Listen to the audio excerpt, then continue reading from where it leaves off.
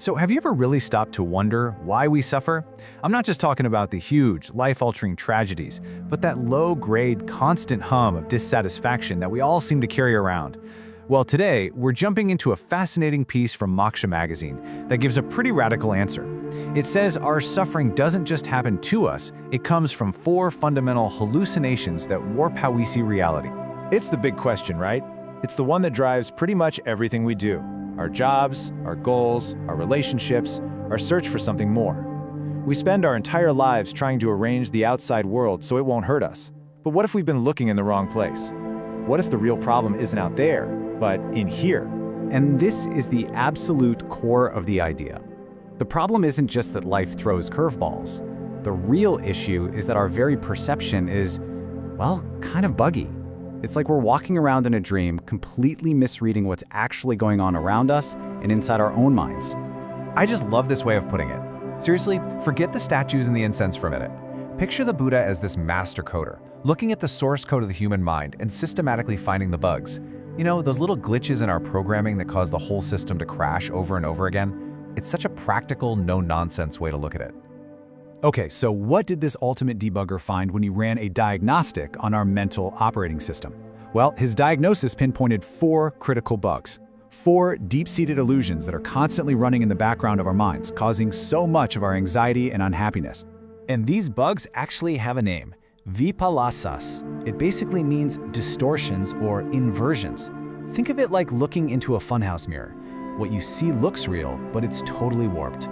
And these aren't just small mistakes, they're huge misinterpretations of reality that lock us into a cycle of wanting something, getting it, and then feeling let down. All right, let's dive into the first one. This is a big one, and it's something we all fall for every single day, the illusion that things are permanent. Okay, so here's the crazy part. On an intellectual level, we all know nothing lasts forever. We get it, but we just don't live like we get it. We act as if our current situation, our health, our relationships are all set in stone.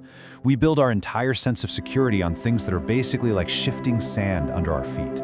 And this is what it looks like in real life. We hang on for dear life to our youth, our good health, our relationships, our social status. We operate on this hidden assumption that they're supposed to stick around. So when they inevitably change, which they always do, we're completely shocked and heartbroken. And that gap, that space between our expectation of permanence and the reality of change, that's exactly where suffering is born. Now for the second illusion. This one is all about what we're drawn to. You could call it chasing after things that glitter but really aren't gold. Now, this one sounds a bit weird at first, right? How could we mistake ugly for pretty? But what the article is getting at is that we glamorize things that are ultimately hollow or destined to decay. We fall in love with the shiny packaging instead of what's inside. And this isn't about being negative or cynical, it's about learning to see things with more depth and clarity. And here are the usual suspects. We chase after perfect bodies, fleeting pleasures, the high of getting praise from other people, and piling up more and more stuff. Now, none of these things are inherently bad, of course, but they're all unstable. They fade. And when our entire sense of happiness is pinned on them, we're basically setting ourselves up for a painful fall. We're chasing a kind of beauty that just can't last. Okay, on to illusion number 3, the endless chase. If the last one was about what we're chasing, this one is about the act of chasing itself. And man, this one really feels like the engine of modern life, doesn't it? This is that great hamster wheel of more. We are absolutely convinced that the next thing, the next promotion, the next partner, the next vacation, the next dopamine hit from our phone, that will be the thing that finally makes us feel whole and satisfied. But it never is it? The goalpost just keeps moving. We're searching for lasting happiness in things that are by their very nature temporary fixes. We tell ourselves stories like, oh, if I just get that new job, or if I can just find the perfect person, then I'll finally be happy. But things like achievements, relationships, and all kinds of stimulation are conditioned, which is just a fancy way of saying they depend on a million other factors to exist and they're totally unstable. So if we base our happiness on them, our happiness is going to be unstable too. And that brings us to the final and maybe the deepest illusion of them all. The article calls this one the deepest trance, and it's all about who or what we think we are. This is the ultimate case of mistaken identity. We go through life believing that I am this body, I am these thoughts whizzing through my head, I am my job, my past, my feelings. We grab onto all these changing, fleeting things and build a solid, fixed idea of a self out of them, when in reality, no such solid thing exists. This little chart breaks it down so perfectly.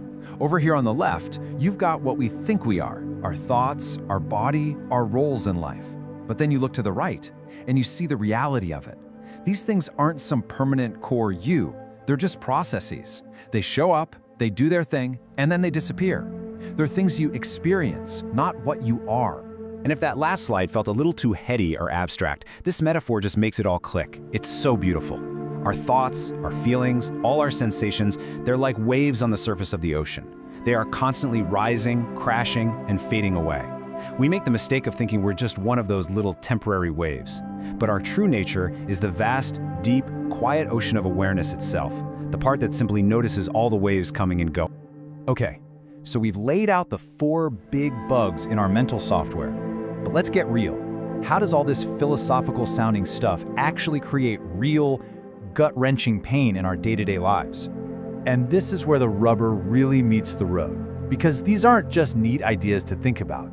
According to this perspective, they are the direct engine of our suffering. Every single time you feel anxiety or disappointment or jealousy, you can trace it right back to one of these 4 core illusions. Just look at this simple and kind of devastating 3-step process. First, we buy into an illusion. We believe our relationship will last forever, or that getting that promotion will finally make us happy. Then, step 2, reality comes along and proves us wrong. The relationship ends, the promotion feels empty. And step 3, that clash, that collision between our false belief and the hard truth, that is the precise moment of suffering. So the fix isn't to just believe in something new or try to become a different person.